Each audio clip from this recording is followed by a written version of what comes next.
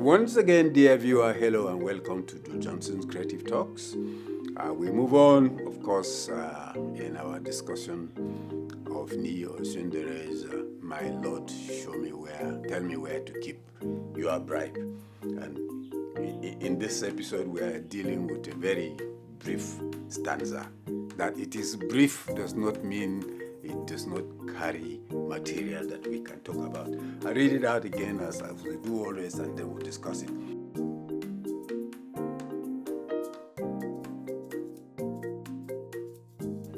Behind the antiquated wig and the slavish glove, the penguin gown and the obfuscating jargon is a rot and riot whose stench is choking the land.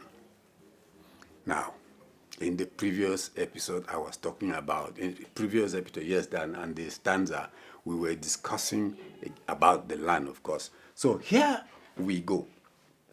What the poet is saying here, who is behind the antiquated wig? It is the judge and also the lawyer. Both of them were wigs. Antiquated because these wigs, where the word antiquated means very old, ancient, it's something that comes from, if you want, 2-3 centuries back.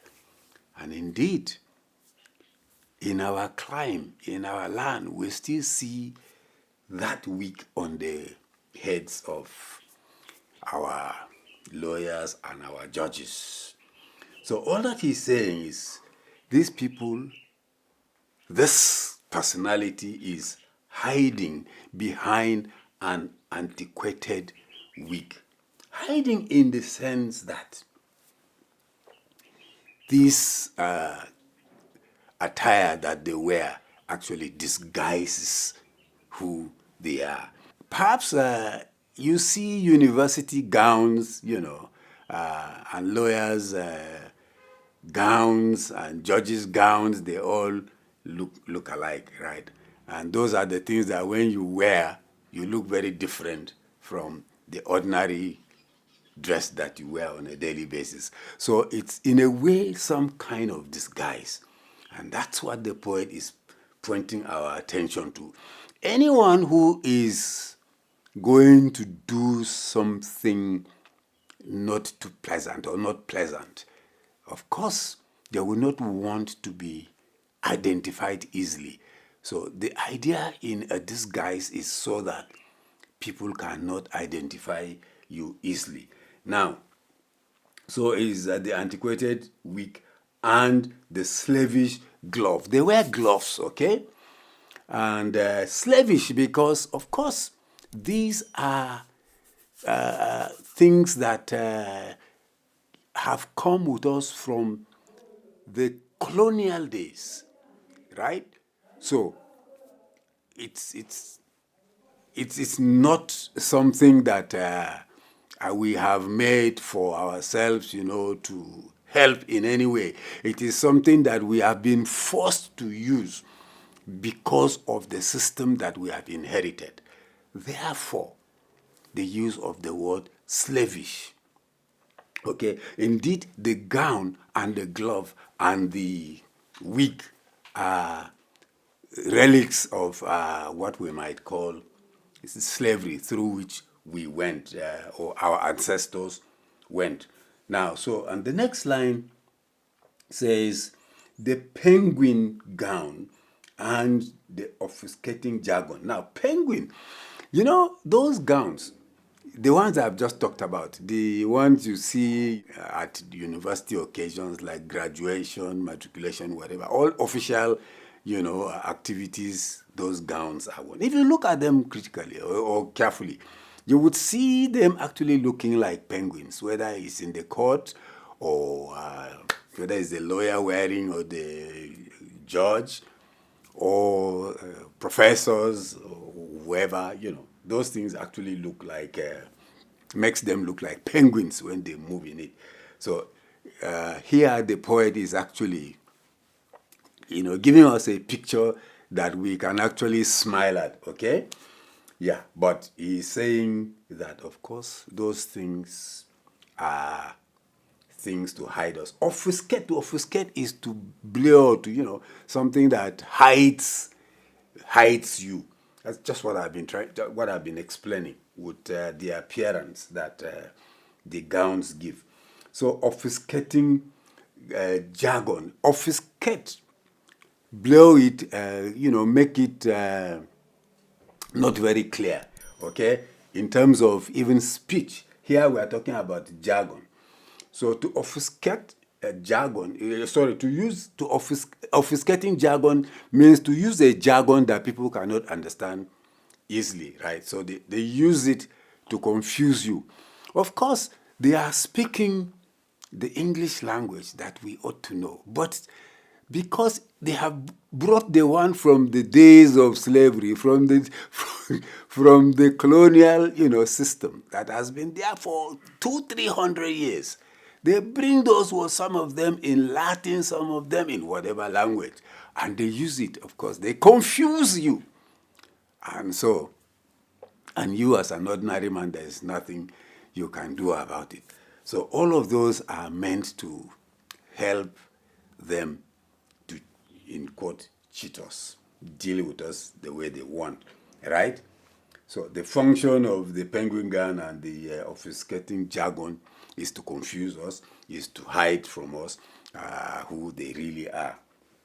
Now, and then the poet tells us that all of this is a rot and riot whose stench is choking the land.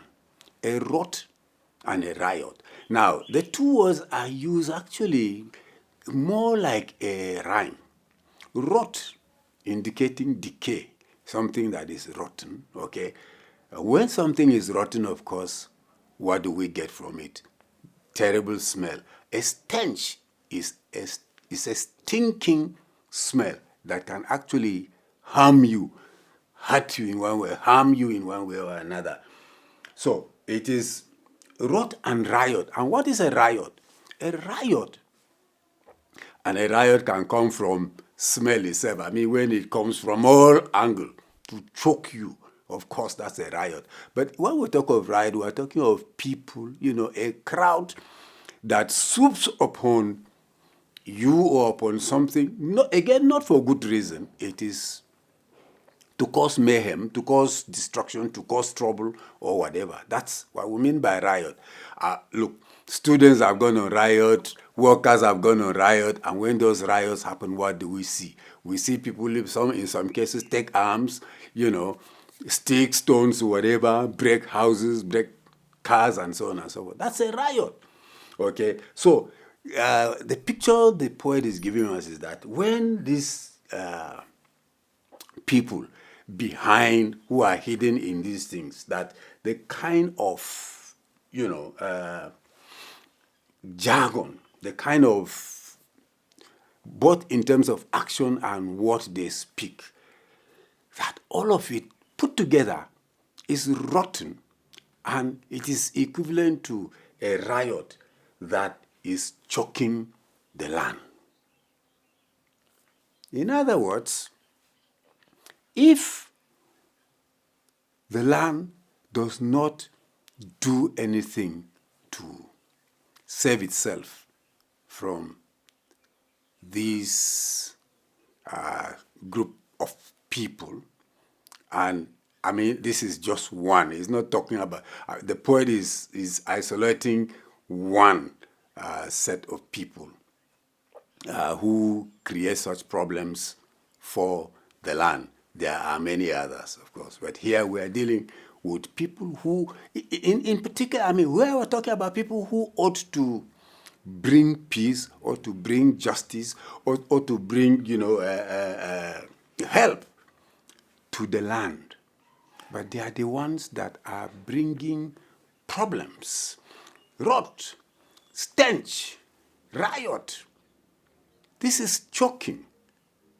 So if people do not respond, if we read this poem, if we understand what this poem means, and we do not participate, it's not saying we should riot back. No. I mean, if they are bringing their kind of riot. What is our response? Can we, in one way or another, ask for sanity, move for sanity, so that the land will be free, will breathe fresh air, rather than the stench that is attacking us from all angles as if it was a riot? Thank you.